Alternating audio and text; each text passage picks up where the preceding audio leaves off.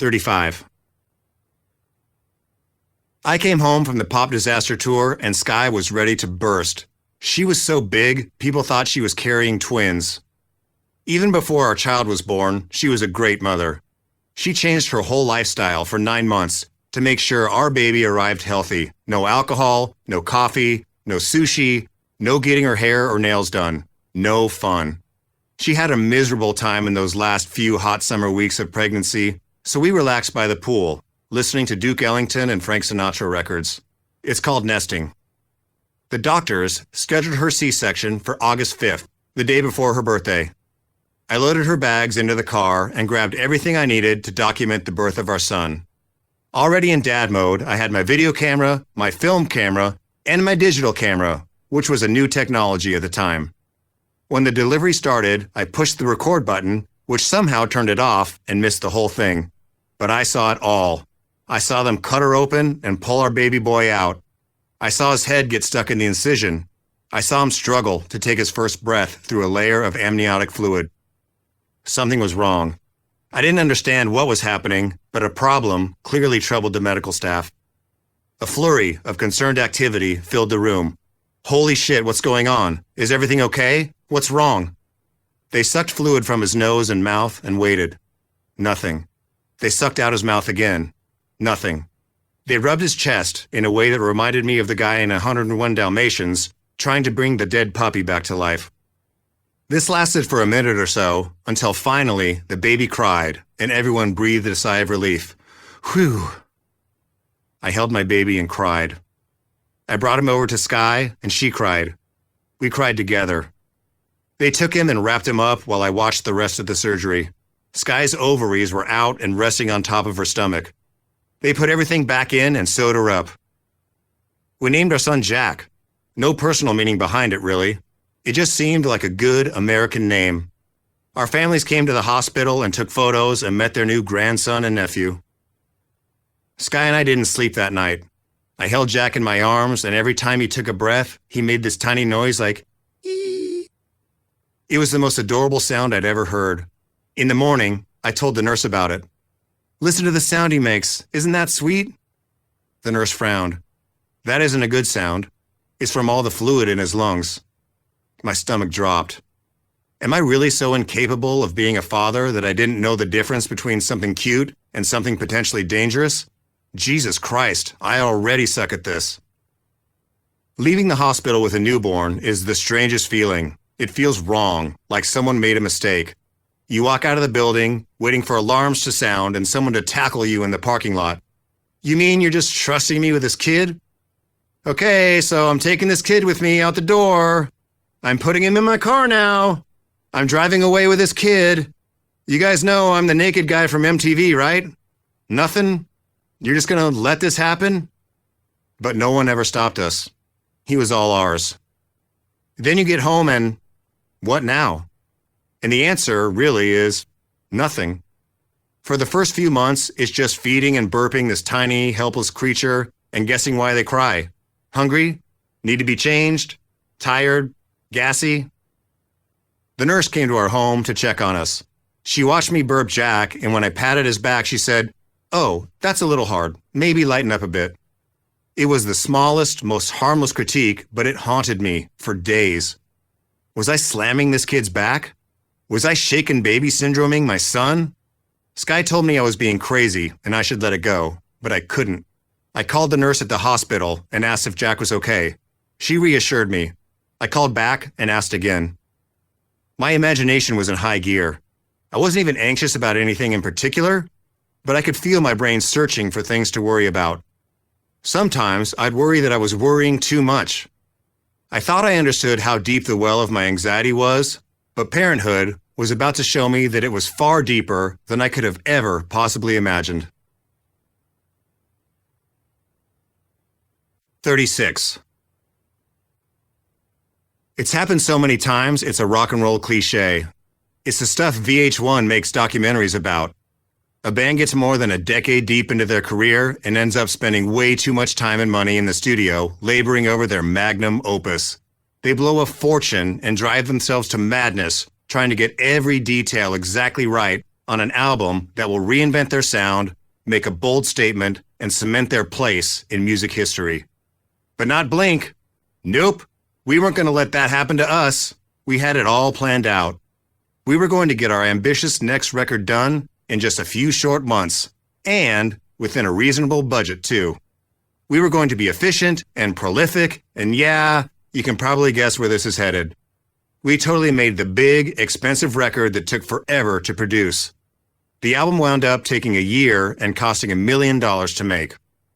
What took so long? Where did the money go? All reasonable questions, and I'll answer them by saying that it started with a house. Rather than go to a studio to write and record, which Tom hated, we decided to rent a house we could hole up in. We'd heard of bands like Incubus doing this, and figured it was time we shook things up and tried something new. Plus, if we rented a house nearby, we could wake up at home with our wives and children, go to work, and come home like normal people. Tom knew a realtor who found us a furnished mansion on acres of beautiful property in Rancho Santa Fe. The family who lived there moved out for 3 months, and we had the place to ourselves. We chucked in a studio's worth of gear. Jerry set up a soundboard in one of the guest rooms. The main living area became the drum room. Cases crowded the entryway. Cables ran along the sides of hallways. Instruments and drums and pedals and microphones everywhere. Jerry insisted on doing everything old school. Pro Tools was becoming the modern recording standard, but Jerry wanted to record on good, old-fashioned, and much more expensive tape. He brought in rack after rack of vintage gear, and we spent days getting the most subtle sounds just right. We had a whole room filled with different snare drums for Travis to try out. We spent entire days on guitar sounds, working out every possible combination of equipment. Different guitars, different strings, different cabinets, different heads, different microphones, different microphone placements.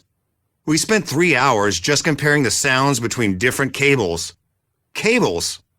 Jerry was so methodical that cables had to cross at right angles on the floor to pick up the least interference. Instead of using a simple reverb plug-in, we built our own reverb chamber in the shower. Instead of using a flange plug-in on Travis's drums, we did it the primitive way, setting up 2 tape machines, copying the drums onto the second one, and having them run simultaneously. This is all a technical way of saying we did everything the hard way, which incidentally was also the slow way, which incidentally was also the most expensive way. Would the average listener notice the difference? Probably not, but it was important to Jerry, and it was important to us. We'd put the animosity behind us and were of one mind again, united in our desire to make something special. A gigantic rock album for the ages. We kept referencing the Beatles and Pink Floyd and the Beach Boys. We were so intent on making a revolutionary sonic masterpiece that we toyed with the idea of calling it Our Pet Sounds. But ultimately, we didn't want a joke title. We'd done that already, and this album was different. We wanted it to stand on its own, a statement of who we were as a band. It was Travis who had the idea. What if we didn't have any title? What if we just called it Blink-182? Perfect. We all agreed. Or so I thought. I call it the Untitled Album. Travis calls it the Self-Titled Album. We had porn playing on the televisions at all times. Not in a sexy way. No one ever really watched it or paid attention to it. It was just funny to have on in the background while we worked. Eventually, the family we rented the house from got a call from their cable company informing them that they'd racked up over $1,000 in porn rentals. Whoops, just forward that bill to MCA.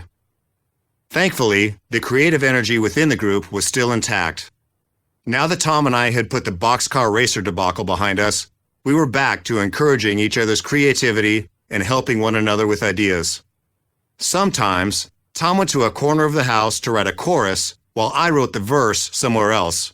We'd meet up in the living room and make them fit together. Travis became more involved than he'd ever been. He pointed out what we were writing had a darker, Nightmare Before Christmas vibe and suggested we lean into that. So we tossed a few references to the movie in. We can live like Jack and Sally if we want. Travis was also becoming more hands-on with our artwork. He felt we needed an iconic logo, Something people could instantly recognize, even if it didn't have our name on it, like Black Flag's Bars or Descendants' Milo Face. He had a vision for a smiley face logo we could put on the cover and was referencing brightly colored pop art to accompany it. He enlisted the graffiti artist Mr. Cartoon and street photographer Estevan Oriol for the interior artwork. Mr. Cartoon even visited us at the house and gave me my first tattoos, Sky on my left wrist, Jack on my right. We added some trippy interludes between songs, and Travis brought in the hip-hop producer Sick Jackin to help. We recorded actress and Val Kilmer's wife, Joanne Wally, reading letters my grandfather wrote home from World War II to his girlfriend, my future grandmother. We wrote a dark goth song called All of This, and Tom said, "You know who'd be awesome on this song? Robert Smith from The Cure." As always, when Tom gets an idea in his head, he makes it happen. He reached out, and as luck had it, Robert's nieces and nephews were huge Blink fans and encouraged him to contribute vocals on the track, making Teenage Mark's wildest dreams come true. We spent days chasing ideas. We had no touring plans on the horizon, so we built a musical laboratory and got weird, experimenting with new sounds and methods. Sometimes we worked for 8 hours on a few brief seconds worth of guitar parts. Some mornings, we woke up with an idea, spent all day recording it, and then asked ourselves, what would it sound like if we played the whole thing acoustically? So we'd spend another day redoing all of it.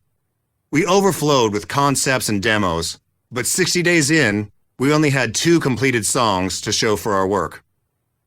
After 3 months, the family wanted their house back, so we moved to a private studio in San Diego. That ate up more budget. We worked for a few more weeks, but ran out of time there too, so we moved again. More budget.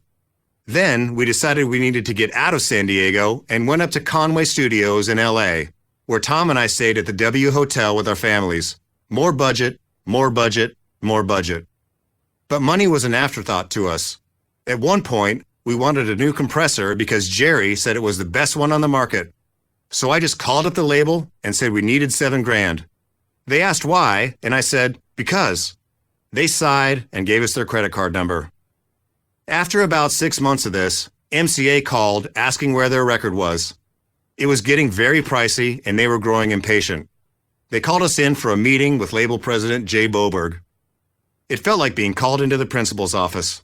Tom, Rick, and I drove from San Diego to the label's LA offices, but we hit traffic. So Rick called to let them know we were running late. "I don't even know why the fuck we have to go there," Tom groaned as we sat in bumper-to-bumper traffic. "They'll get the album when they get the album. Fuck them. Boberg's gonna get fired soon anyway. We'll probably be working with all new people by the time this album comes out. Who the fuck cares? Beep.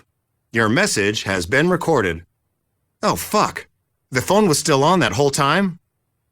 We got to the meeting and sat with Jay Boberg in his office, but Travis was running late. We waited. Awkward small talk as we put off the inevitable. Still no Travis. We waited longer. Finally, Travis arrived. He had just gotten a giant Cadillac tattoo on his ribs and walked into the meeting shirtless. He plopped down in a chair, and it was obvious that he could not give less of a fuck, like this meeting was the biggest waste of his time. He said more in one chair flop than anything Tom and I had been able to come up with during the entire drive over. Boberg told us they needed a record, and we told him we needed more time. We explained that we were trying to make something truly special, and they were just going to have to suck it up and wait. He wasn't thrilled, but eventually he relented. We went back to recording, and as Tom predicted, MCA was absorbed by Geffen Records, and Boberg was gone soon after. Then things got really expensive. Once we were done writing and recording, we had to mix the record. We wanted it to be a sonic landscape, with every song having its own personality. We sent it out to a bunch of different engineers and had them take a crack at it. We had James Guthrie mix it, and Ken Andrews, and Tom Lord-Alge, and Ryan Hewitt. These were some of the biggest names in the business, guys who'd worked with everything from the Rolling Stones to U2. At one point, we were paying for 7 different studios to mix and overnight CDs back and forth. The price tag rapidly spiraled out of control. But after a year of work, we saw the light at the end of the tunnel. We spent our last day at a studio in the Capitol Records building, mixing the opening track, Feeling This. We had to get this one just right. To me, it showcased everyone at their absolute best. If aliens ever came down from outer space and asked what Blink-182 sounds like, I'd play them that song. And then, finally, we were done. Mixed, mastered, and ready to go. We all signed off and patted ourselves on the back. Tom and I got into his car and headed back to the hotel. I was beaming. We just delivered the crown jewel of our catalog, and I was so fucking proud of us. Holy shit, dude, we did it. We fucking did it. Tom just drove. He didn't even look at me. I hope to God I never have to go through that again. I was shocked. He'd worked just as hard and should be just as proud as me. We'd reached the mountaintop together. This was supposed to be our finest moment. Cause for celebration on the day we completed the album we put our lives into. Drop the mic and high five forever. I didn't get it. 37. It was windy, dark, and barely above 50 degrees in New York City, and we were driving a '59 Cadillac convertible with the top down. We pulled up to the Viacom building. Police held back a sidewalk full of tourists and screaming fans. MTV had invited us to launch our new album at their Times Square studios, and we wanted to roll up in style, even if our teeth chattered. We rushed past the people, into the building, and up to the roof, where we performed for a live audience, with the lights from the surrounding buildings and billboards shining down on us. I couldn't feel my fingers. The celebration was a long time coming, but all our work on the album paid off. Untitled didn't quite hit #1 on the charts like Take Off Your Pants and Jacket, but it sold over 300,000 copies in its first week, enough to debut at #3. Feeling This and I Miss You became huge radio hits. To promote the album, we booked a run of small club shows and charged $1 a ticket. It felt like we were returning to our punk roots. I loved it. The world welcomed our weird and complicated record. Maybe it was because the world itself had grown weird and complicated. While we were making the album, the United States invaded Iraq.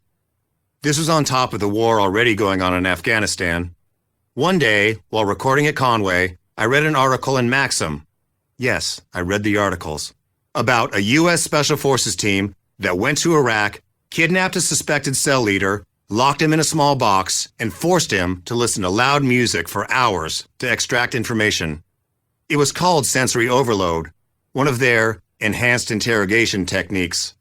The article listed a number of artists whose songs were used, and there was Blink-182. Our music was an instrument of torture. Must have been Cheshire Cat. Tom had a friend who worked with the Navy.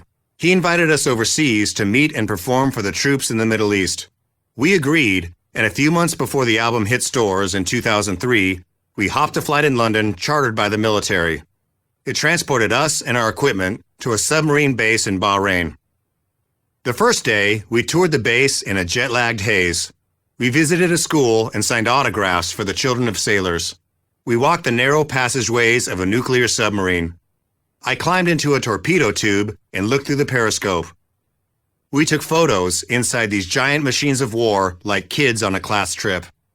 That night, we performed for service members and their families outside in a park. I gave the base commander my base after the show. The next day, we got on a C-130 aircraft bound for Kuwait. The three of us sat on a bench seat in the back of the cockpit, talking with the pilot, co-pilot, and navigator. We started descending into Kuwait International Airport, the same airport we'd seen on TV when American smart bombs destroyed the Iraqi aircraft hidden there. Suddenly, alarms blared and the crew snapped into action. "Where the fuck is it? I don't see anything. Do you see it? I got nothing. Where's it coming from?" They slammed forward on the yokes and the plane launched into a steep dive. This seems like a good time to mention that Travis absolutely fucking hated flying.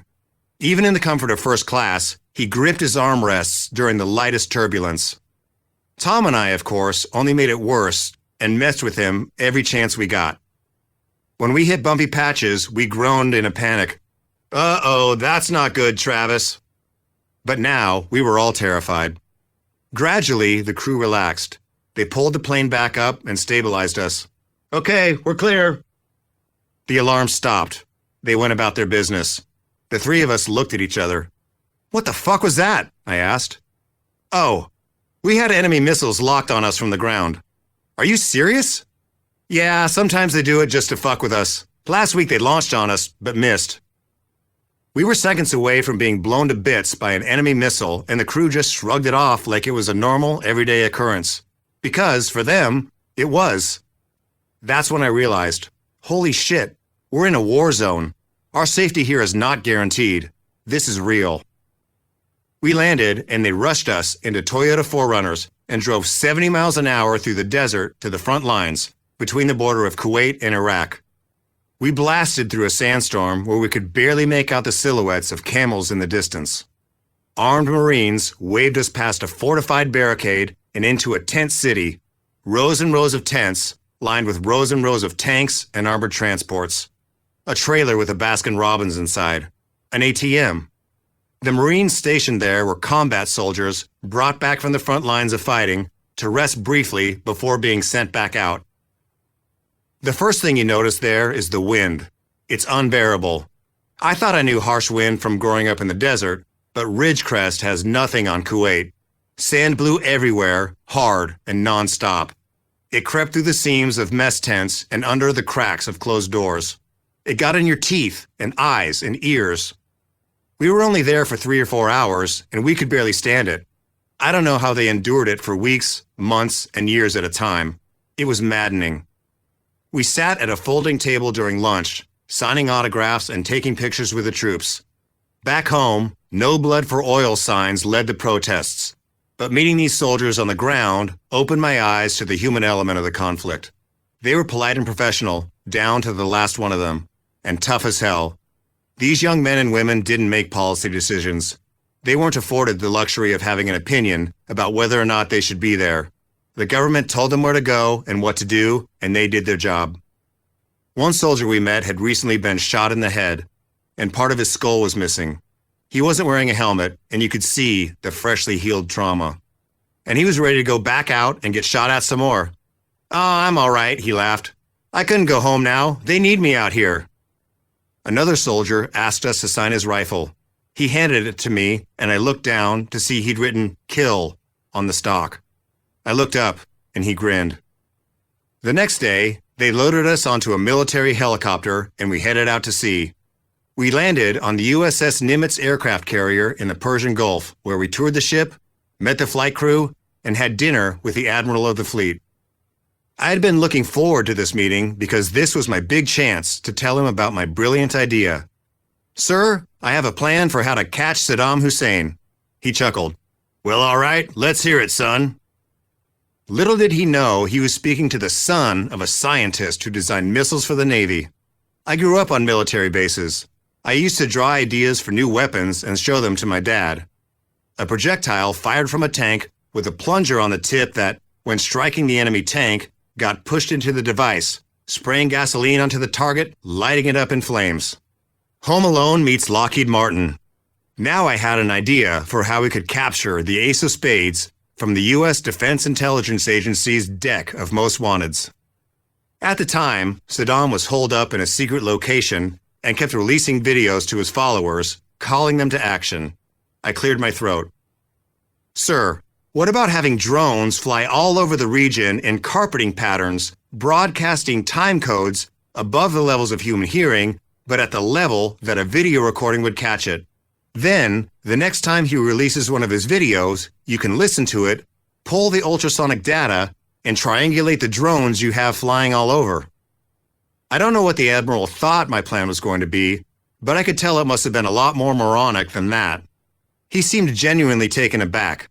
He looked at me and considered it for a long moment. Holy shit, did the Go Trig Boy guy actually have a good idea? "You know, I have a meeting with the Joint Chiefs of Staff next week," he said. "I might actually bring that up." 4 months later, Saddam Hussein was located and captured in Iraq. So you're welcome, everyone. Later that night, we performed in the ship's aircraft hangar for a couple thousand sailors. No production, just some can lights and a huge American flag behind us. It was a lot like playing a festival, in that there were some people there who fucking loved our band and were up front singing along to every word, some people who'd heard of us and maybe knew all the small things, And then there were people just happy to be there and not at work, repairing engines or tending to the onboard nuclear reactor. Looking out onto a stretch of uniforms and smiling faces, I realized this is what people back home don't see. They see explosions on the news. They see fighting. They see death. But to see soldiers at rest, being themselves and having fun for a night, it was a reminder that these were regular Americans stuck on the other side of the world, tasked with the impossible. The next morning, we piled onto a cod, a giant propeller aircraft that transports people off the carrier. You're buckled in and face backward the whole time. The plane moves into position, and the engines throttle up and up and up, louder and louder to a roar. Then a pin snaps and the world goes silent. The plane shoots forward from 0 to 120 miles per hour in 2 seconds.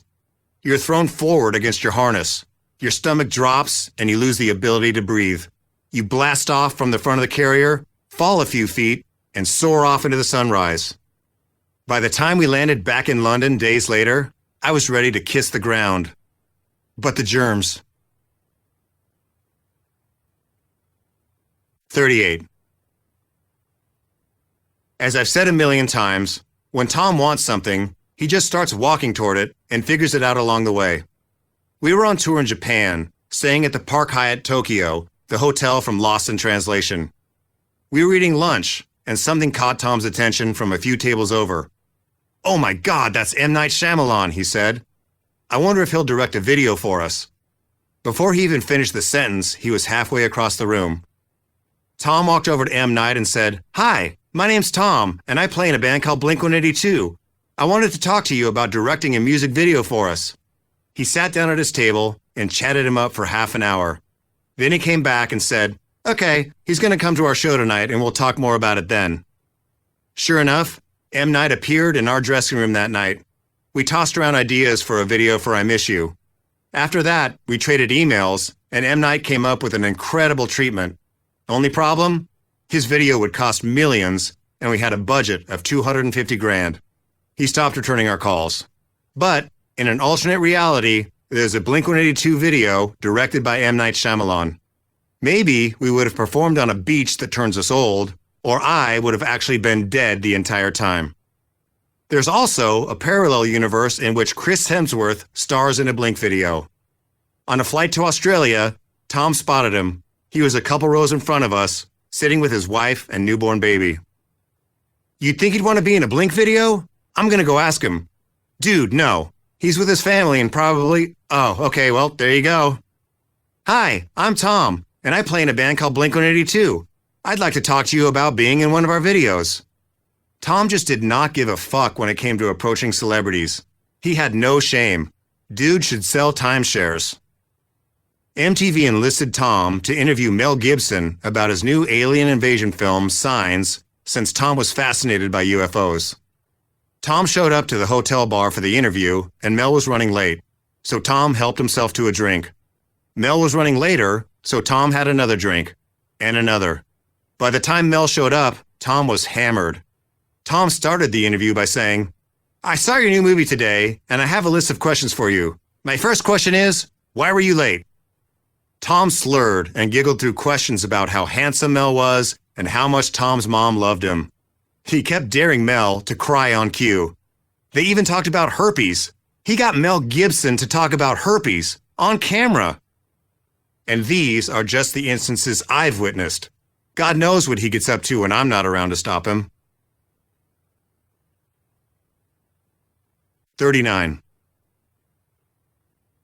I was still washing my hands obsessively, more than obsessively, religiously. Shake someone's hand? Sanitize. Open a door? Sanitize. Touch the dirty outside of the hand sanitizer container as I put it back in my pocket? Better sanitize.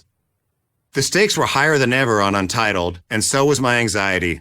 My mind never stopped finding new scenarios to imagine into existence. I was a new father, and our country was at war. The world felt like it was tipping the wrong way. When we went to Mexico, I was advised not to drink the water because it contained disease-carrying amoebas. Not only did I solely drink bottled water, I didn't shower for 3 days. I wouldn't even use the tap water to brush my teeth. We were at the Four Seasons, the nicest hotel in the city, but I still couldn't bring myself to eat the food. subsisting only on prepackaged stuff I'd brought from home. During a short break in our heavy touring schedule, I agreed to appear on Trippin', an MTV documentary show hosted by Cameron Diaz. The premise was, she and a group of celebrities traveled to remote areas of the world, shining a light on the environmental issues facing the region. Our group was made up of Cameron, Ava Mendez, Redman, Sky, and me, spending nearly 2 weeks together in Nepal and Bhutan. Nothing about the long trip there helped my anxiety. Germs lurked on every surface, behind every corner. Before we left, I had to get a barrage of preventative shots.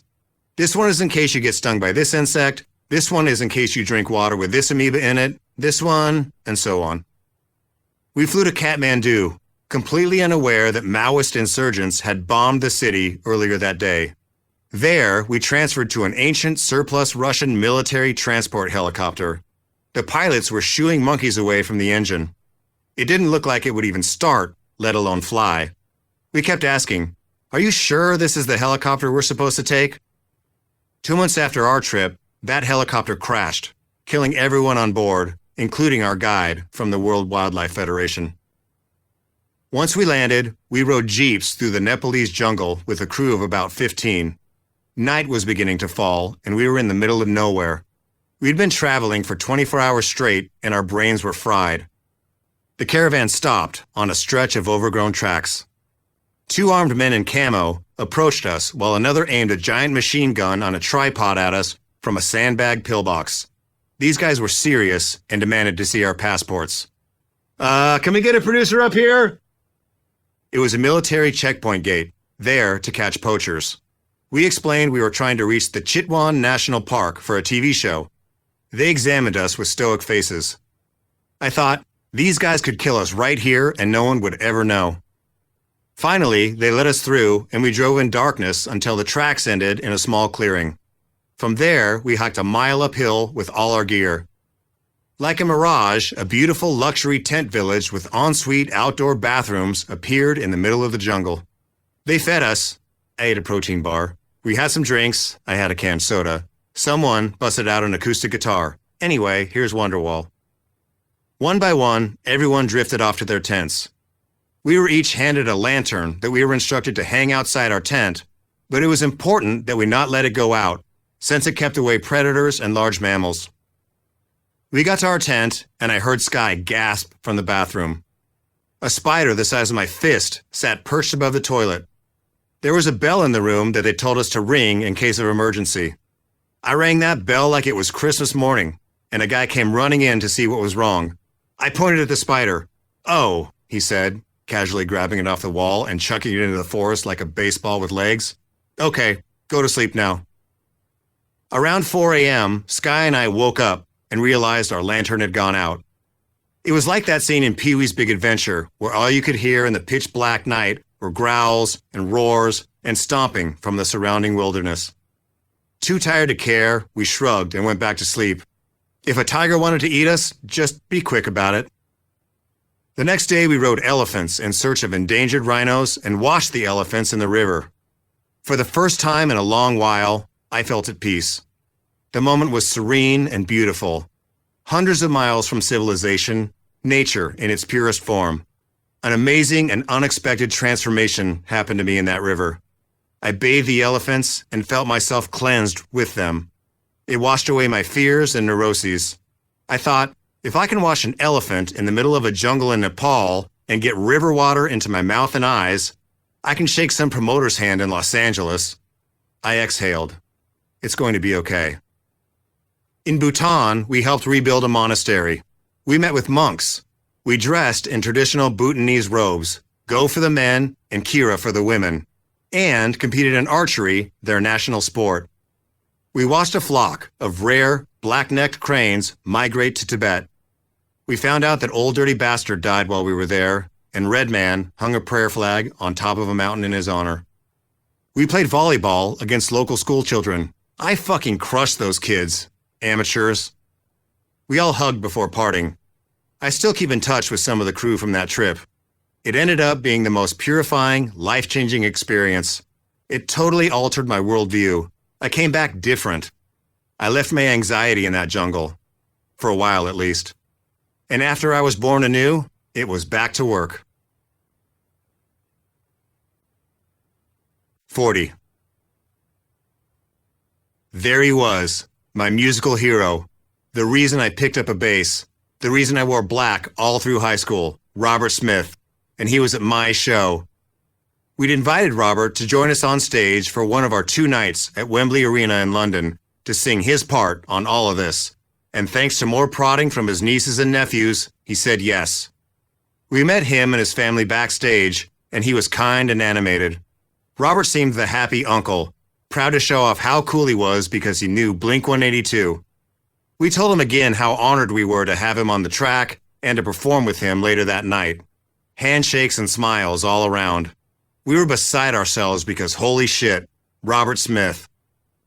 Midway through our set, Tom gave him an introduction and he walked out to huge applause. We played all of this together and it kept hitting me over and over. Robert Smith was singing for my band. Me, the guy who tried to impress girls at parties by covering Cure songs. The guy who wore bright red lipstick to high school. If only those jerks who called me homophobic slurs outside home ec could see me now.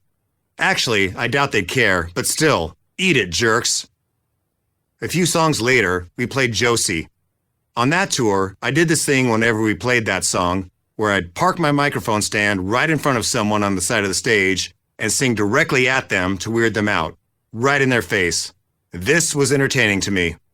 Person on the side of the stage just casually watching the show, suddenly the spotlight is on them, the whole audience's attention pointed their way.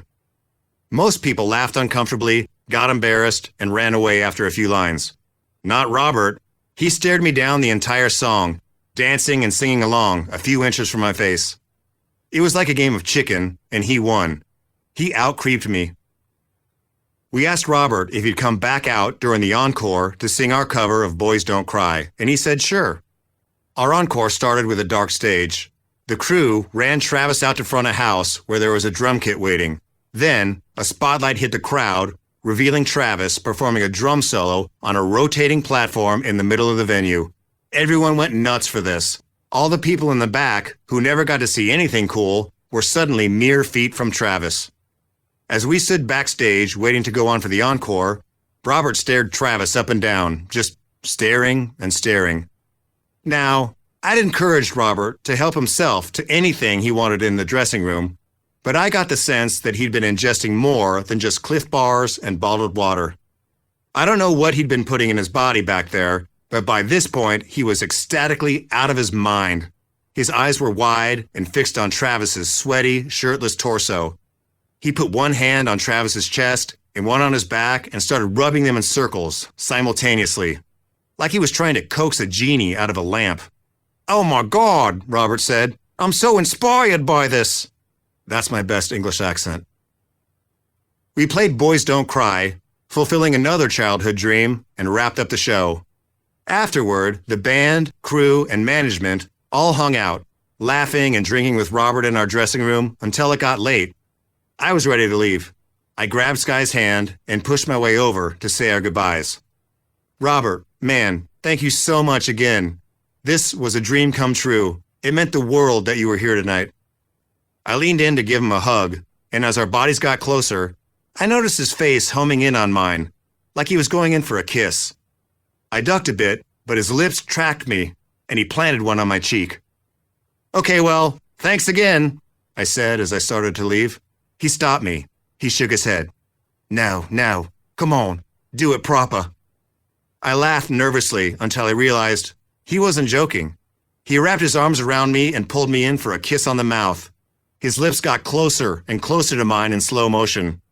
In the frozen moments of suspended time, I noticed out of the corners of my eyes that not a single person in the room was watching this go down. Robert Smith openly trying to kiss me on the mouth, and there were no witnesses. Then I caught eyes with our drum tech, Daniel. He had a confused look on his face, and his eyes said, "Dude, what is happening right now?" And my eyes responded, "I don't know." Robert's lips went for mine again. I pulled back, but still got some awkward kisses around my cheeks and chin. Then I felt a tug at my hand as Sky pulled me out of the venue and into the back of the waiting vehicle. "What a great night," she said. gazing up at the London architecture out the window. "You must be on cloud 9 right now." She looked over and saw the blank expression on my face. "What's wrong with you?" she asked. "What's wrong with me? Did you not see that just now?" "See what?" "Robert Smith tried to make out with me." She laughed. "I didn't see anything. You're being crazy." Was I being crazy? Had I completely imagined that Robert Smith attempted to open-mouth kiss me? Was this some sort of fanboy fantasy my brain conjured up? No, it definitely happened. Wait, or did it? It did. But maybe not. I didn't even know anymore. I replayed the scene over and over in my head as I lay awake in bed that night. A blurry ball of black hair and red lips coming toward me again and again. Finally, at 4 a.m, I said, "Fuck it," and reached for my cell phone. I called Daniel, and he picked up on the first ring, chuckling. "Okay, you saw that, right?" "You mean the grown man trying to make out with you in front of your wife?" He laughed. "Yeah, I saw that." So I didn't imagine it. Robert Smith really did try to kiss me, kiss me, kiss me. They say never meet your heroes, but I didn't know what the rule about kissing them was. I still think about that night sometimes. Was this my chance to cement myself in rock and roll lore, like those stories you hear about David Bowie and Mick Jagger making out? Maybe I should have just gone for it. Fuck. 41. Nearly making out with my hero was a bright, albeit confusing spot on an otherwise disastrous, albeit successful European tour. Everything was falling apart at the seams while the shows continued selling out. Touring in the dead of winter is bleak. Icy sidewalks, flu, brick, and concrete. If you've ever seen a band on tour in the winter, trust me, they were miserable. One by one, the members of their crew have fallen ill, their van or bus has almost slid off the road several times, and they're sick to death of dirty, slushy snow. They're probably eating Thanksgiving dinner at a friend's parents' house in Philadelphia. Be nice to them. This tour was no different, except we were in Europe, where buildings are either 300 years old or post-war brutalist. The dismal scene fit the mood backstage. Tom wasn't there at all. Distant, resentful.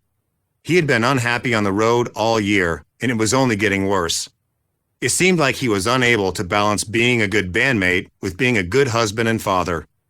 Touring is hard enough, but being away from your wife and newborn child is nearly impossible. It strains most relationships and destroys many. One afternoon before soundcheck, Tom and I were in our dressing room and his phone rang. "This is Jen calling." I turned and looked at the wall, trying to distract myself, but could hear her on the other end because Tom's phone was so goddamn loud. Ah, hearing loss. One of the perks of being a career musician. She was mad. He was defensive. The call came to a head. "You hear this baby crying? You hear that? This is what I have to deal with when you're not home." I looked harder at the wall. Their argument wasn't any different from that of any other exhausted couple with a baby, but separation exacerbates everything. I can only imagine those arguments were fueling a lot of Tom's guilt and misery. Tom kept saying he wanted to go home, that he needed time off. Okay, time off. Yes, we all need to rest. We all need a break. Maybe we take time off the road and start writing the next album. No. Tom didn't want to even think about Blink-182. Okay, but for how long? Tom could only guess. A year, maybe? Dude, come on, a year? We can't take a year off. We're in the thick of it. We can't lose this momentum. Tom just shook his head. He and I were in nearly identical situations, both recently married with toddlers back home, playing in a hugely successful band on a sold-out tour, and yet completely opposite in our attitudes. I wanted to keep it all going. Tom wanted to shut it all down. We all wanted to get home and see our families, but Travis and I were excited to take what we did on the Untitled record and keep pushing forward. Every night was a fight backstage. Me and Travis on one side, Tom on the other. Rick caught wind of the arguments and flew to Europe to help mediate, only to get thrown into the battle himself. Meetings and talks and talks and meetings. Hours of back and forth, never getting anywhere. Escalations and accusations, old grudges. Every argument drove the wedge deeper between us. In the dressing rooms, we yelled and screamed back and forth every night until our tour manager knocked on the door. 30 minutes to stage! And we dropped everything to play the show. The cycle continued over and over. The 90 minutes we spent on stage every night were my only catharsis, the only place I could unleash my frustration. It wasn't the same as when we were young, though. Tom and I weren't cracking jokes or finishing each other's bits on the microphone anymore. Or, when we did, it felt staged and forced. The tone was different. We'd always jokingly tease each other. Hey, fuck you, Tom, you suck. No, fuck you, Mark. We still said the same words, but it didn't feel like we were joking anymore. The sarcasm turned serious. Hey, fuck you, you suck. That said, the shows were great. We'd been playing together for so long that on the surface we were tight. Chops up, sharp. But the undertones were tense and toxic. We weren't playing together anymore. We were playing against each other. The tour ended in Dublin, and as we walked off stage, I thought this might be the end. We headed home to an uncertain future. When we returned to California, everyone retreated to their separate corners. We hadn't come to an agreement on the future of the band, but a little time at home would refresh everyone's mind, and hopefully we could get back on track soon. Get home, collect ourselves, come back swinging. Then, a tsunami hit Indonesia, killing more than 250,000 people. Lincoln Park organized a benefit concert to raise money for the victims. Big-name artists got on board. Jay-Z, No Doubt, Justin Timberlake. Blink got an invitation to play, and I called Rick to see if Tom would go for it, because that's how I was communicating with my best friend now, through our manager. I know we agreed to time off, but this is something we should do. Rick ran it past Tom, and he agreed. We started rehearsing at Mates Studios in North Hollywood. If you've ever seen a band on tour, they probably rehearsed there. It's an absolutely nondescript, low-slung, dirty building on the edge of the Los Angeles basin. You drive right past it without a second thought. But on any given day, you can find Foo Fighters in one room while Beyoncé's backup band practices next door. I'd moved to Beverly Hills by then, and Travis had been in LA for a couple years, but Tom still lived in San Diego and made the trek up in the mornings. By the end of the second day, we'd run through our set a few times, but we're already back at each other's throats, arguing over the same things we've been arguing about for months. How much time we wanted off, when we could start making a new record. Tom wasn't backing down. Neither was I. We argued from the practice stage to the door and out of the building. We continued arguing in the parking lot until we ran out of things to say and just stood there, glaring at each other under the sick orange streetlight. The same color streetlight as the one outside Tom's house so many years ago. There was nothing left. Tom sighed. I guess that's it. He got in his car and drove home to San Diego. To be continued tomorrow, I figured. The next morning, I was crossing Mulholland Drive on my way to Mates when Rick called. Tom is out. I was annoyed. Shit, are you serious, man? I'm almost at the spot already. Is he going to be late? We gotta rehearse. We can't bail on a benefit show. Our name is on the poster. This is bad, Rick. We're raising money for tsunami victims here.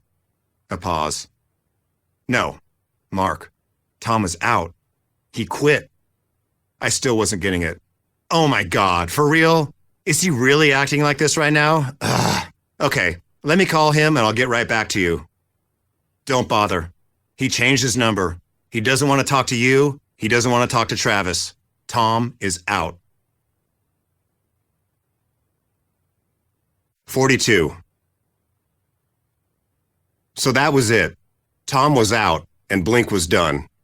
I know how divorce feels, and the band breaking up felt like divorce. Bitter and acrimonious, hostile and cold. We tore our family apart. People who had worked with us for years were forced to choose sides, just like I had to do with my parents. Rick went with Tom, and Travis and I found new managers. Travis and I kept our booking agent, and Tom hired someone else. All of our roadies and techs were split up. Tom and I owned companies and properties together that we divided. Communication between Tom and me stopped. Everything had to go through managers and lawyers. My best friend of more than a decade, and I had to have my people call his people. I was paying a lawyer top dollar to communicate with the kid I used to break into abandoned buildings with to skateboard. For the first couple weeks, I was on the phone nonstop. Lawyers, business managers, intermediaries. Then the calls tapered off and silence took hold. I walked around in a daze. I couldn't get off the couch. I was broken and numb. I didn't just lose my best friend. When Blink fell apart, I lost everything. I lost my direction. I lost my confidence. I lost my sense of self. I'd always been Mark from Blink-182. But with no Blink-182, who was I? I didn't know what I was supposed to do or who I was supposed to be. I'd hear one of our songs playing in a store and have to walk out. I did my best at home. I woke up in the morning with Sky and Jack, made him breakfast, laughed, and drove him to school. I returned home and just sat. The hours passed while I sat on the couch. And then Jack came home from school and we played Nintendo, did homework, and made dinner. After he went to bed, the silence returned as I lay awake and stared at the ceiling and agonized. Sky didn't know how to help. It was dragging both of our lives down. She was busy building a maternity clothing line, Childish Clothing, while I wallowed at home. Friends started treating me differently. They took the same tone my counselor used with me when my parents broke up. They'd paint on a smile and wince. "How you doing, buddy? You okay?" Patronizing and infantilizing. Might as well have patted me on the head. The anxious voices inside me returned, louder than ever. "I fucking told you. You don't belong here. Blink-182? Your life? Nothing. A 1 in a million shot, and now it's gone. You're fucked. Remember Boxcar Racer? You knew it then." I sank lower and lower. I could tell I was near the bottom when I started finding comfort in the thought of suicide. If it gets bad enough, I can always just kill myself. I started talking to a psychiatrist who put me on medications, which helped a lot. It let me take a breath. It allowed me the space in my own head to say, "You're being a dick, Mark. Knock it off." It helped calm the storm, but I was still lost at sea. I wasn't me anymore. I didn't know who I was. 43. I woke up at the end of a long, dark, lonely year that was bringing out the worst in me. Anger, resentment, jealousy, self-doubt. Without my band, who was I? A has-been? A once was? I felt like a nobody. Tom quickly started a new band, Angels and Airwaves, and the way he talked about it in the press made me think my former friend had lost his mind. He wasn't even calling it a band. He referred to it as an art and multimedia project that was going to revolutionize music with interactive experiences and film components. He teased it like it was the greatest gift to ever happen to music. Boasted it, in fact. Granted, Tom has since admitted that he was doing pills and spinning out at the time, but he really felt in his soul that Angels and Airwaves was destined to change the world. He genuinely believed that within a year, U2 was going to be opening for him. Mutual friends called, asking me to help talk Tom off the ledge. No one understood how Blink had imploded, how this was happening. I didn't either, and I couldn't help. Angels and Airwaves released their much-hyped debut album in May 2006. Some of the songs were good. A lot of it was self-indulgent and dragged on. It was sort of the inverse of a Blink-182 album. Whereas Blink songs were tight, fun, and to the point, Angels and Airwaves songs were meandering, serious, and repetitive. Some people liked it, some people shrugged. The first single, The Adventure, which had started as a Blink demo, achieved modest success on alt radio. It definitely didn't shake the earth like Tom had promised. When Tom did interviews, he took petty shots at us. I hated it. I didn't want our dirty laundry aired in public. Travis and I agreed early on that we wouldn't speak about the breakup to the press. We stayed quiet and took the hits. It was just me and Travis against the world now. It strengthened our friendship and resolve. Fortunately, Travis wanted to keep making music. The thought had never occurred to me to make music without Tom, but Travis pushed me to keep writing. In case it hasn't been abundantly clear so far, Travis just likes to play. The guy loves to work. Travis inspires me like a Rocky movie. Being around him makes me want to be better. You want to get in the gym, Dig down within yourself and come out fighting. Puff up your chest, stick your chin out just a little bit, maybe bump into someone a little harder than the situation calls for. Travis reads books about champions and how they got there. Hard work, perseverance, victory. He wants to win, conquer, beat people. Travis is Jordan midair. He's Johnny Cash's middle finger. He's Tyler Durden. So we kept swinging. We started a new band in his basement. We called it Plus 44, the international calling code for dialing the UK. Me on bass and him on an electric kit. He invited his friend Shane Gallagher, who he'd played with in high school punk bands, to play guitar. We also added Craig Fairbaugh, a rhythm guitarist who'd toured with Travis's other band, The Transplants. Travis and I bought a studio in the Valley and got to work. Sonically, Plus 44 felt like the next step in our songwriting evolution. We envisioned a more electronic direction, a bit punk and a bit 80s new wave. Lyrically, the songs were the most honest I'd ever written, fueled by my sadness and resentment over the loss of everything. After years of pushing pop punk to its limits, I was excited to break new musical ground with Plus 44. At the same time, writing songs without Tom was new, unfamiliar territory. Tom had always been a perfect musical foil for me. I missed the friendly competition that kept us going. I miss being so blown away by his song ideas that I would go home and try to outwrite him. I missed him adding something to my song that made it 10 times better. Travis was committed to Plus 44, but was also producing hip-hop artists, starting new clothing lines, and filming a reality show. I spent a lot of time doubting myself and my songwriting.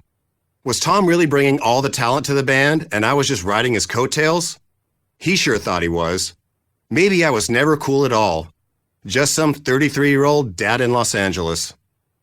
But like always, Jerry was there with a smile. We got back in the studio, and by the end of 2006, the Plus 44 album, When Your Heart Stops Beating, was ready for release. I love the album and was proud of what we'd created. It was honest, raw, vindictive. But it wasn't the same as releasing a Blink album. I had the world in my hand, and that was taken away. Success wasn't guaranteed anymore.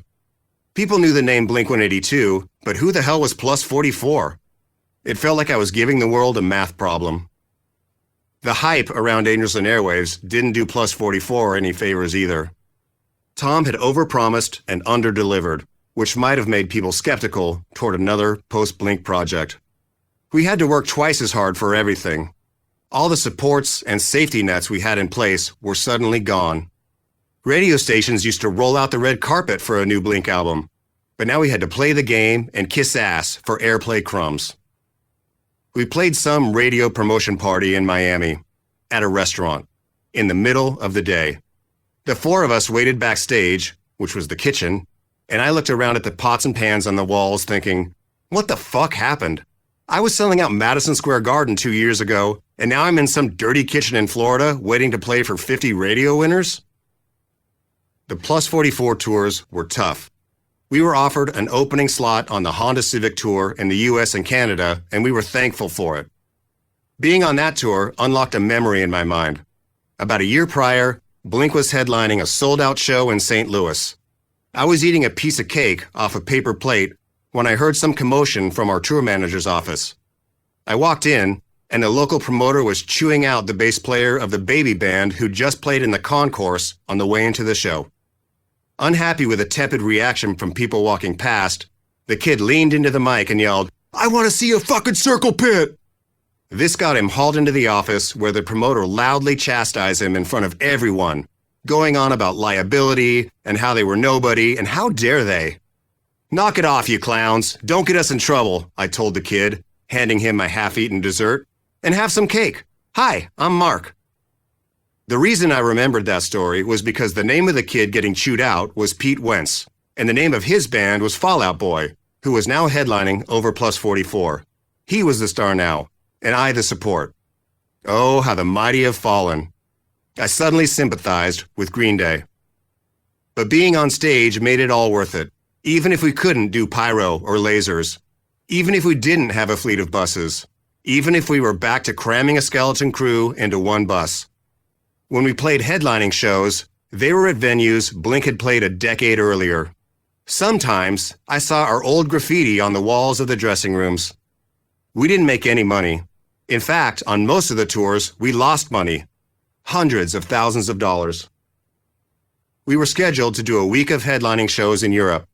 As I said, touring in winter in Europe is miserable enough as it is, but this tour hurt. Travis was not in a good place. He was angry and doing a lot of pills. He smoked weed all day long. I mean, constantly. He'd broken his wrist on the last tour and soldiered through the remaining dates, playing with just one arm. By the time we met up in London to start the tour, he was already at his breaking point. We were staying at the Metropolitan, and his assistant, Lil Chris, called and asked if I could come up to his room to talk. I got there, and Travis was sitting on a chair in a cloud of smoke, chain-smoking joints. He told me he was worried about his wrist and didn't know what to do. The doctors tell me if I keep playing on it, the stress fractures could turn into real fractures. I might break my other arm as well. But I mean, if you need me to play, I'll play. This is Travis. He'll never be the one to quit, even when he's in pain. He would play in a full body cast if he thought you needed him. So there he was, trying to get me to give him the out. He wanted me to make the decision for him. Travis, just go home, man. It's cool. Nothing is this important. Go take care of yourself. He left the tour after 3 shows, and a fill-in drummer flew out for the rest. So there I was, stranded in Europe, completely alone. 44. My family distracted me with travel and activities. We took a trip to Alaska. We took Jack to Disneyland. We went to Antarctica. We spent a lot of time in Hawaii. On a trip to Maui, we were relaxing by the pool with friends when someone from the hotel staff approached us. "Who wants to learn to scuba dive today?" I raised my hand. "I do." I've always been fascinated by the ocean, but also sort of terrified of it. What was going on down there anyway? No one knew. Well, people knew, but I didn't, and I wanted to find out. I learned how to operate the scuba equipment and got my open water license. I went on my first scuba expedition with a group. I saw a sea turtle and had a blast. We returned to LA, and I felt the itch to keep diving. I started going out almost every weekend to nearby spots: Catalina Island, Anacapa, Long Beach. I'd wake up at 4 a.m., be on a boat by 6, and in the water by 8. Over the course of a year, I logged over 200 dives. I'll leave it to the psychologists to analyze why I love spending all my time underwater during the most depressing period of my life, but to me, it felt therapeutic to exercise a new part of my brain. I'd just devoted half my life to music. It was all I knew. Now, I was learning a new skill and meeting new people. It was different and exciting, and of course, it was an escape. Being underwater felt natural. No one could reach me. No cell, no text. It was like dreams where I could fly, suspended in the water. I dove wrecks, reefs, canyons, and caves. I dove the oil rigs off the coast into an infinite abyss. The discipline of the process calmed me. Equipment checks, routines, redundancies, breathing, moving, situational awareness, technique.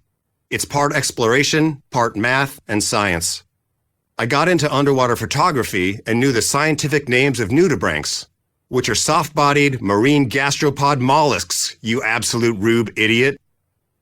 I was so obsessed with diving that for Christmas, I gave Sky's father scuba lessons off Catalina Island. We went out one morning. I was supposed to dive with him and his class. I wanted to take photos of him underwater. But before we went out, the dive master pulled me aside and said, "Hey Mark, there's a woman on the boat from out of town today. Would you mind being her buddy?" I would have rather gone out with my father-in-law, but there was no one else. So I said, sure.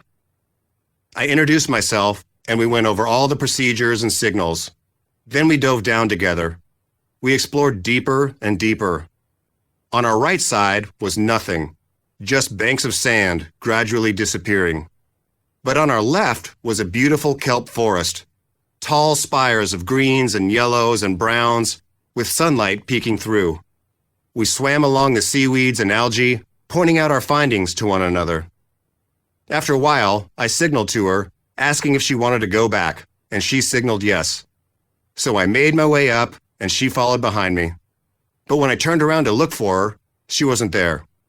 If you get separated from your buddy, the protocol is to circle for a minute and then surface. The idea being, if you're only separated for a minute, you're probably pretty close to each other.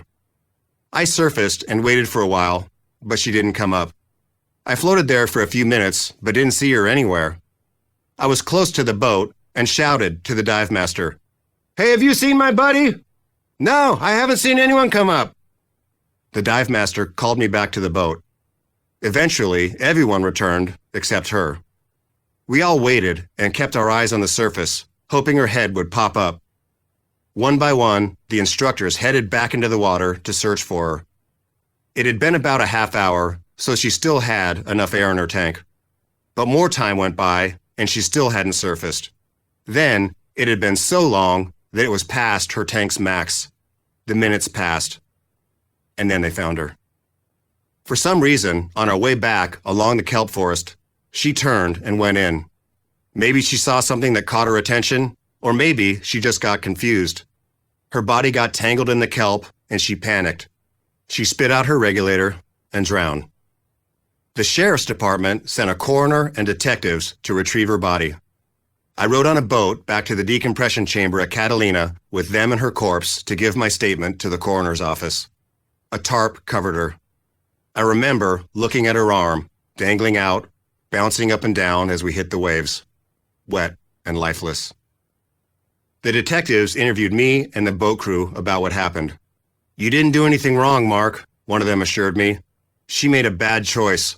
A bad, terrible choice." That crushed me. I'd just met this woman a few hours ago. We were going over signals and joking around, and now she was gone. It took me a while to get back in the water after that. I still think of that woman every time I'm down there. I close my eyes and see her arm. 45. Jerry Finn knew how to get the best sounds in the studio, but a lot of people can do that. That skill made him an incredible engineer and mixer, but it wasn't what made him a great producer. What made him one of the greats was his unique ability to make everyone he worked with feel like they had a special relationship with him. Every band that recorded with him thought they were Jerry's favorite band. Every member thought Jerry liked them the most. That's how he got the best out of everyone, by making them believe they had a connection that belonged to them and no one else. Everyone who met Jerry walked away absolutely convinced they were his best friend. In July 2008, Jerry was eating lunch with one of the members of Tiger Army at Cafe Med in West Hollywood. Halfway through the meal, Jerry fell over and onto the floor. He'd had an aneurysm. An ambulance took him to Cedars-Sinai Medical Center, where he remained unconscious for weeks. I went to visit him with Travis and little Chris. Jerry was lying in bed in a baby blue hospital room. He was in a coma, surrounded by tubes and pumps and electrodes. I sat by his bed and held his hand and cried. I told him I loved him. I told him he was a genius, a brother. I thanked him for everything. I cried some more, and I swear to God he cried too. Somewhere in there, Jerry knew what was happening and was waiting to say goodbye to his friends. That was the last time I saw him. He never regained consciousness and died in that hospital room on August 21st. But I don't want to tell you any more about Jerry's death, because I want to tell you about how full of life he was before he left us. Jerry grew up playing drums in punk bands. He meticulously studied his favorite drummers, trying to understand each artist's idiosyncrasies and learn how drums, bass, guitars, and vocals work together. This is how he earned Travis's respect. Travis is headstrong and stubborn about his instrument, but Jerry spoke Travis's language, not only about drums, but about heavy metal and jazz and classic rock and BMX bikes. They had a shorthand and an understanding. Let me put it this way. Jerry is the only person I've seen successfully talk Travis into playing something simpler. For Tom, it was punk rock and jokes. He and Jerry could talk about stiff little fingers and descendants for hours while barbing and baiting each other with digs and insults. Jerry lived in a house behind the Rock and Roll Hyatt, and he regaled us with wild stories of life on the Sunset Strip. He introduced us to Mr. Show and Mitch Hedberg. When Jack was born, everyone showered him with baby blankets and onesies, but Jerry gave him a tiny leather jacket covered in punk rock pins. He was habitually late to the studio, but always arrived smiling and enthusiastic. His preferred wardrobe was shorts, a t-shirt, and Vans. Everything he had in the studio was green. Green road cases, green notebooks, green microphones. He was happiest in the darkness of a studio and hid from any spotlight or fame.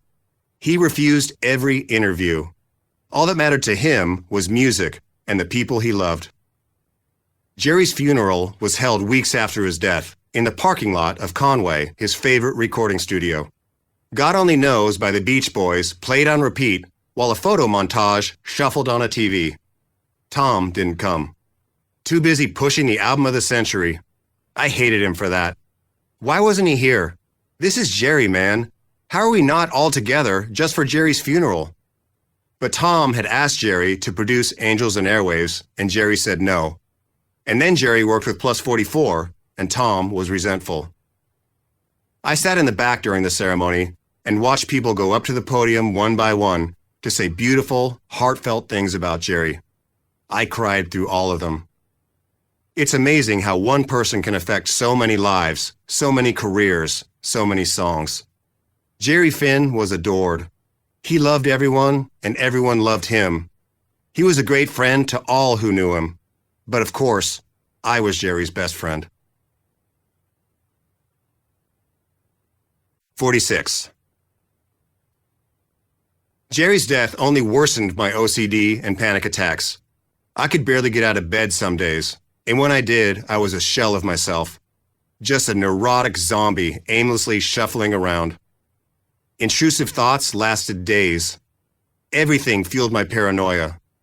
One morning, we were exiting a parking lot in Beverly Hills while another driver was trying to merge into the same lane and honked at me.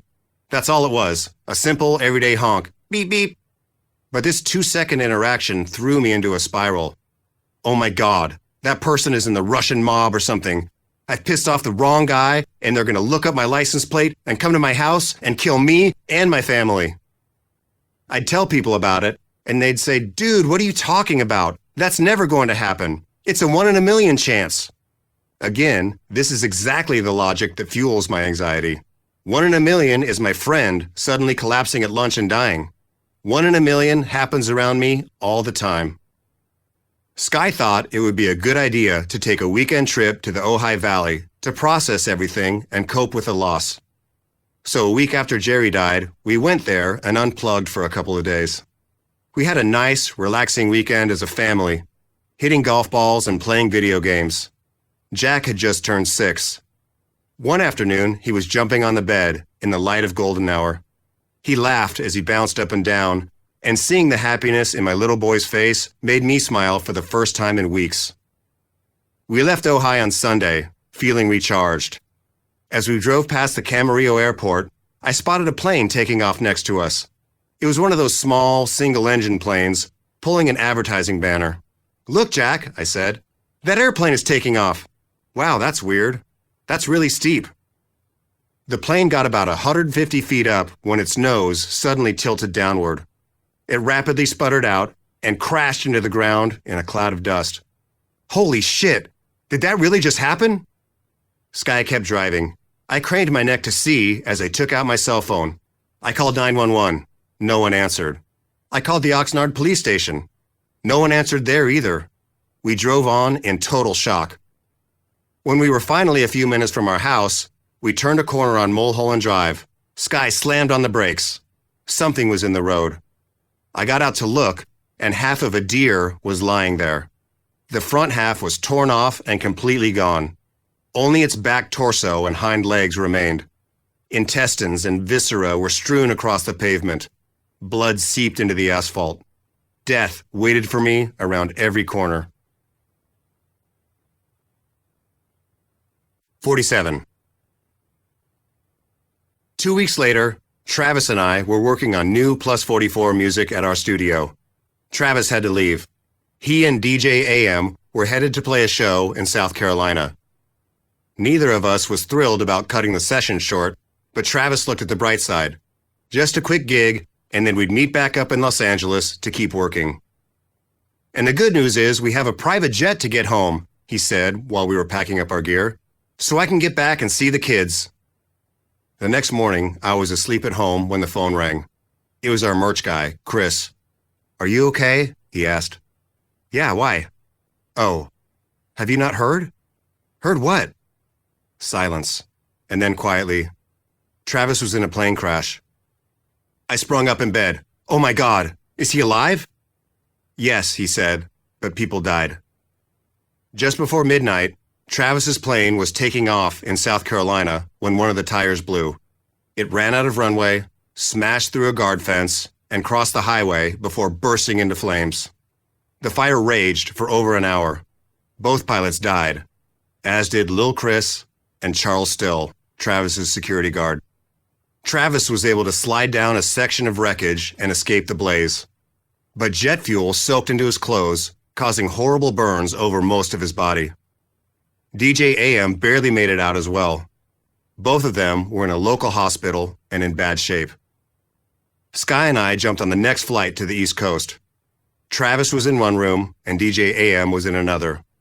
We sat with friends and family in the waiting room, desperate for updates. Mandy Moore was there. She was dating DJ AM and brought everyone Chick-fil-A for lunch. We watched bad TV and worried for hours. Finally, a nurse came to get us. "Travis is awake and asking to see you." She took us back to his room. "Hey, Travis, how you feeling? You okay?" "Oh man, Mark, it's so gnarly. I have bandages all over me." "I know, man, I know. I'm so sorry. We're here if you need anything at all. We love you. We'll let you sleep now, but we're right outside." My friend lay burned in a hospital bed, traumatized and in shock. I don't think he fully comprehended what was happening. None of us did. It was the beginning of a long, slow, torturous road to recovery. Sky and I stayed there for a few days while the doctors performed surgeries and skin grafts. Eventually, they moved Travis to a hospital in LA where he received more surgeries and skin grafts, and more surgeries after those. After a while, I got back to work on the Plus 44 songs we'd left behind. I kept finding snacks stashed around the studio. Lil Chris used to hide them everywhere, behind speakers, in cabinets. I don't know why he did it. He was a grown man and could have eaten whatever he wanted. For a long time after, I'd come across a bag of Skittles, or spicy sweet chili Doritos, sad reminders of our lost friend. I'd spend the day at the studio, then go visit Travis in the hospital. Weeks went by, and he slowly started to seem like himself again, but only just. I realized that some of my anxieties I've described may have seemed far-fetched and overblown. A guy honking his horn was going to murder me. Germs from a handshake were going to infect me with a fatal disease. It sounds preposterous, I know. But these few weeks were all the validation my neuroses needed. Even the most level-headed person would be hard-pressed to disagree that the world was conspiring to have us all killed. One of my friends was in the hospital, and another friend wouldn't speak to me, and another friend was dead. Planes were falling out of the sky. People were drowning, and animals were torn in half. It felt like I was a black hole, caving the universe in around me, taking everyone I loved with it. Everything was death and blood. Blood everywhere. It filled my thoughts. Blood drying on the asphalt of Mulholland Drive. Blood going cold under salt water. Blood burned in a fire. My own blood running through my veins, spilling into warm bath water and down the drain. One night I was home when the phone rang. "Hey," the voice on the other end said. "It's me. It's Tom." I stepped into my backyard to take the call. I hadn't spoken to Tom in 4 years, since the day we argued in the parking lot of Mate's Studios. The last memory I had of him was watching him walk away.